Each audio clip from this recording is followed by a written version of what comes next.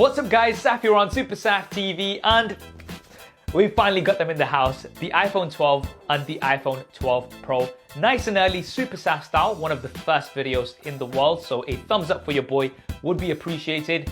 We've got a bunch of new features, including an updated design with flat edges, 5G for the first time on an iPhone, improved cameras, as well as MagSafe technology. We'll be taking a look at all of these in this video. Let's get to it. So the first thing you'll notice straight away is that these boxes are super slim. I mean, I'd say that they are half the size of a traditional iPhone box. Let's check it out. So here we go. We've got an iPhone 11 box for comparison, and you can pretty much fit two whole new iPhones in the same space of the box of the iPhone 11. Now this is of course because we no longer get a charger or earphones included in the box. We'll talk about that a little bit later. Let's firstly get to the unboxing experience. So for the iPhone 12, we have a white box. You've got the front of the iPhone 12 here.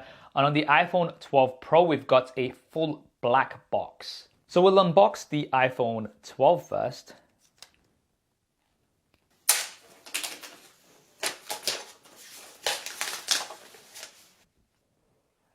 And there we go, guys.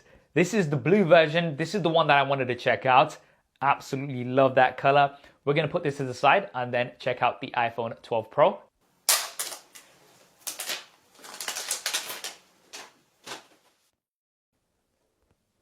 And the iPhone 12 Pro is also in the blue. Apple call this the Pacific blue. And I'm really digging this because this has a matte finish, whereas we've got a glossy finish on the iPhone 12. Right, let's lift them outside of the boxes. And inside, all we have is some paperwork, a SIM card tool, as well as an Apple sticker. And of course, there is a USB Type-C to Lightning cable. Now, honestly speaking, I would have preferred if Apple went with USB Type-C to USB Type-C. It's just so much more universal. But I'm assuming they wanted people who already have lots of Lightning cables and accessories to be able to carry on using them. Right, so let's quickly talk about why the charger and earphones are not included. Well, Apple say that this is to save on carbon emissions. By not including these, they've halved the size of the boxes, which means they can get more into all shipments. And in total, they're looking at around 2 million metric tons of carbon emissions saved annually. That's the equivalent of around 450,000 cars off the roads. In addition to that, at the launch event, Apple also said that there are already billions of chargers and earphones out there. And with the use of wireless technologies, wireless charging, wireless earphones, people tend to already have these at home. Now, personally speaking, I'm somebody who has lots of wireless chargers at my house, and I also use wireless AirPods. So for me, this is not a big deal, but of course, I don't speak for everybody. What do you guys think? Do let me know in the comments below. Right, we're gonna take a look at the iPhone 12 first. We're gonna remove this paper screen protector so it's not plastic.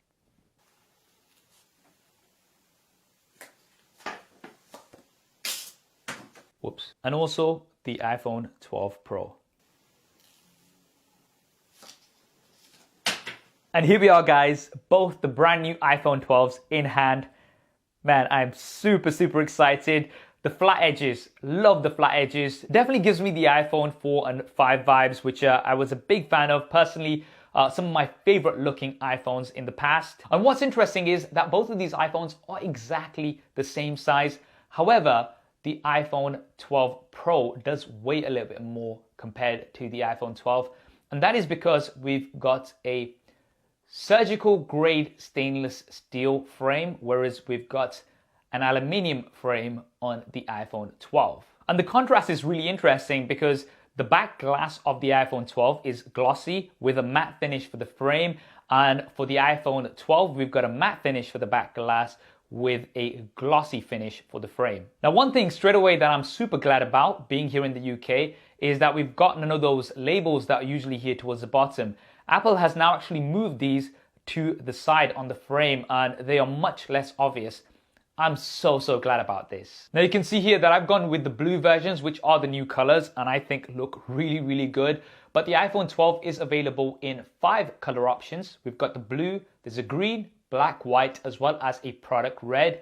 And the iPhone 12 Pro, I've got in this Pacific blue, but this is also available in a silver, graphite, as well as a gold. And the gold version looks really, really good, especially because of the stainless steel frame. Now, all of the new iPhones are IP68 water and dust resistant, but they are much more water and dust resistant compared to other devices, which are usually rated for up to 2 meters.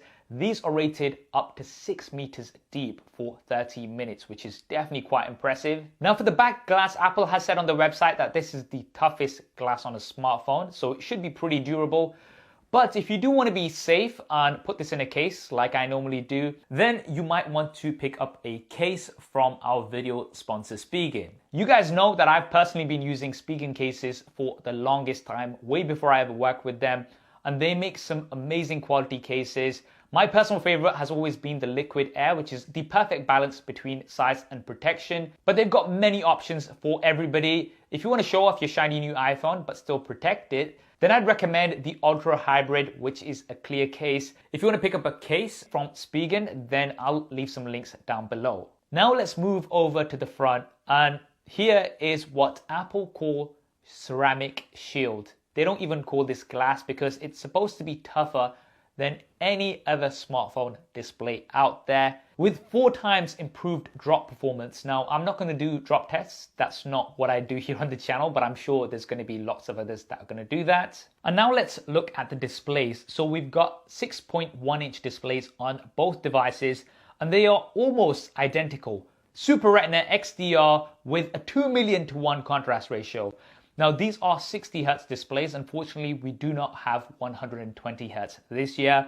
However, the displays have been improved, especially on the iPhone 12 compared to the iPhone 11. So gone is LCD, and all of the new iPhone 12s do have OLED technology, which means colors are much more vibrant and things really do pop. We've also got an improved resolution on the iPhone 12 compared to the iPhone 11. So with that higher PPI, details are also a lot sharper. So there is a big improvement going from the iPhone 11 to the iPhone 12 compared to going from the iPhone 11 Pro to the iPhone 12 Pro.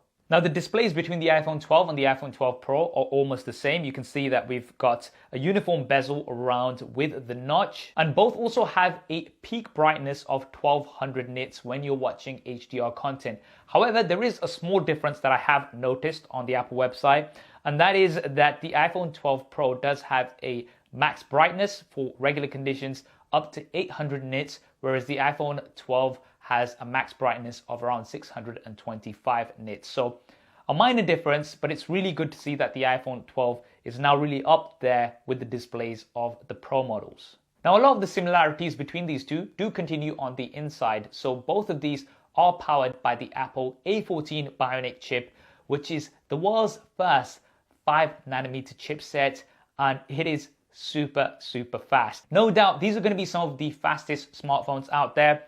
In terms of the difference between these two, as far as I know, the iPhone 12 Pro does have more RAM. And although on the day-to-day you might not notice this too much, the iPhone 12 is going to be better overall for multitasking. Now, these are also the first iPhones with 5G. So Apple is now finally joining the 5G race. And this is going to mean super fast speeds. Now, it's really going to depend on your area, whether you're going to be able to fully take advantage of 5G speeds right now. But I think from Apple's point of view, it's more about future-proofing. People usually buy an iPhone and keep it for many years, which is why the A14 is going to be great for that. But also by having 5G, it's going to mean that even if you can't take advantage of those speeds tomorrow, you will be able to take advantage of those speeds in, say, a year's time. Both devices, of course, come with iOS 14 out of the box with all of the new features, including widgets. And this is something that I really do like about Apple. Apple provides software updates for the longest time. Now let's take a look around the devices. We have a lightning connector at the bottom with one of the 2 stereo speakers. The other one is in the earpiece. On the right-hand side, we have the power button. On the left-hand side, we have the volume buttons as well as the mute switch. And then there is the SIM card tray at the bottom. Both devices do support dual SIM cards, a physical SIM card as well as an eSIM. Now here within this notch, we do have Face ID, so we don't have Touch ID anywhere, and Face ID, as expected, works really well. And that brings us on to the cameras. So both devices have the same 12 megapixel front-facing camera. This has been improved, so we now have support for Smart HDR3, Deep Fusion, as well as night mode. So you now have night mode from the front-facing cameras. Now, when we move over onto the rear-facing cameras, this is where things get super interesting. So as you can see, we've got 2 rear-facing cameras on the iPhone 12, but we've got 3 rear-facing cameras on the iPhone 12 Pro. All of these cameras are 12 megapixels. I like that Apple keeps things consistent. And the ultra-wide as well as the primary camera are actually exactly the same on both devices. The ultra-wide camera does have a 120-degree angle of view with an f2.4 aperture. And the primary camera does have a wider f1.6 aperture, which means these are going to be able to let in a lot more light. We are looking at around 81% improvement for low light images. Now, in addition to that, night mode is now supported across all the cameras. So this is something that was missing on the iPhone 11 series, something that I did cover in my reviews. Not having night mode for the ultra wide camera was a bit of a downside for me. So it's great that we now have these on the new iPhones. Now, of course, being the Pro model, the iPhone 12 Pro does have some additions. We've firstly got the telephoto camera, which has an f2.0 aperture and 2 times optical zoom. Now, this isn't really much about the zoom in my opinion, it's more about portrait shots. So although you will be able to capture portraits on the iPhone 12, they will be wide angle portraits. And the optimal angle for portraits is what you'll be able to achieve with this telephoto camera. And you guys have heard me say this many times before, but the iPhones have always been some of my favorite devices for portrait shots. So this is something that I'm really excited to test out on the iPhone 12 Pro. In addition to that, the iPhone 12 Pro also has a new LiDAR sensor which detects depth. Now, this is going to give you some great AR capabilities, but in addition to that, it's also going to give you improvements for the cameras. The LiDAR sensor does not rely on light, so this does mean that you're going to have improved autofocus in low light situations, and you'll also be able to take portraits in low light thanks to that LiDAR sensor. Now, of course, guys, as soon as I can, I'm going to be doing a detailed super SAF style camera comparison of the iPhone 12 and 12 Pro versus the competition. If you want to see those videos first, as always, make sure you have subscribed and hit that bell icon. Also, let me know down in the comments below which smartphone you'd like me to compare the iPhone 12 Pro to first. Now, of course, the improvements don't stop there. We've also got improvements for video. You've heard me say many times before that the iPhones record the best quality video on any smartphone, and Apple has now taken this even further. These are the first cameras, not even smartphones, the first cameras to support 4K 10-bit HDR with Dolby Vision, which is absolutely insane. Now, being the Pro model, you do have 4K HDR with Dolby Vision at up to 60 frames a second on the 12 Pro. The iPhone 12 still supports this, but only up to 30 frames a second. Now, there is also going to be Apple Pro RAW coming to the Pro models later on. We're not sure exactly when, and this will allow you to capture raw images on the iPhones with all of that computational photography goodness that you get with regular photos. I'm so excited about this. Like, I can't even explain how much of a difference this is going to make to photography on smartphones. Now, one major change that you can't see on the outside but has been made on the inside is MagSafe technology. So Apple has now lined up some magnets inside the new iPhones, and this is going to really help not only with charging but also with lots of new accessories. So all of the new iPhones do support Qi wireless charging, which is great, up to 7.5 watts. But if you do use a MagSafe compatible charger, that is just going to snap on directly to the new iPhones, and that's going to give you the optimal charge, up to 15 watts fast wireless charging. Now, this is not only going to be for official Apple accessories, this is going to be opened up for many third-party accessory makers as well, and I can't wait to see all of the creative solutions that we get. Now, for the wired charging, we do have support for up to 20 watts wired fast charging. Of course, that charger is not included out of the box, so you will have to buy that separately. Now let's talk about the price and the storage options, and also my advice about which one of these you should go for. So the iPhone 12 does start at 64 gigabytes. There is also a 128 as well as a 256 version available. The iPhone 12 Pro starts at double the storage with 128 as a base, then a 256 as well as a 512 gigabyte version available. The iPhone 12 starts at around £800 or $800. The iPhone 12 Pro starts at £1,000 or $1,000. Now in the UK, the iPhone 12 Pro is actually coming in at a lower price compared to what the iPhone 11 Pro came in at last year, with double the storage. So that might make up for the fact that you don't get the charger and earphones included. But the iPhone 12 does come in around £70 more compared to what the iPhone 11 came in at last year. But you are getting that improved display, almost the same as the Pro model, as well as 5G and all of those other improvements. Firstly, if you are thinking of getting the iPhone 12, my advice straight away would be get at least the 128 gigabyte version. You're going to be taking lots of videos and photos, and you're going to be using this potentially for a long time, and you're really going to appreciate that extra storage, which is only going to cost you either £50 or $50 more compared to the 64 gigabyte version. Now, if we do compare the iPhone 12 with 128 gigabytes to the iPhone 12 Pro, like for like 128 gigabytes, then you will be paying around £150 or $150 more for the iPhone 12 Pro. Is it worth spending that extra money? Well, let me break down what you're getting. So you're getting a more premium build with that stainless steel frame. You're getting a slightly better display, only slightly. You're getting more RAM for multitasking, but most importantly, it is the camera improvements that you're getting on the iPhone 12 Pro. That telephoto camera alone, in my opinion, is worth getting for those portrait shots. You've got the LiDAR sensor, which is not only going to help with photography, but also for AR, and features like Dolby Vision at 60 frames a second versus 30 frames a second, as well as Apple Pro RAW, which is going to be coming later on. Now, if those things that I've mentioned are not important to you, then the iPhone 12 might be the better option for you. But if they are important to you, then £150 more will get you all of those features in the shape of the iPhone 12 Pro.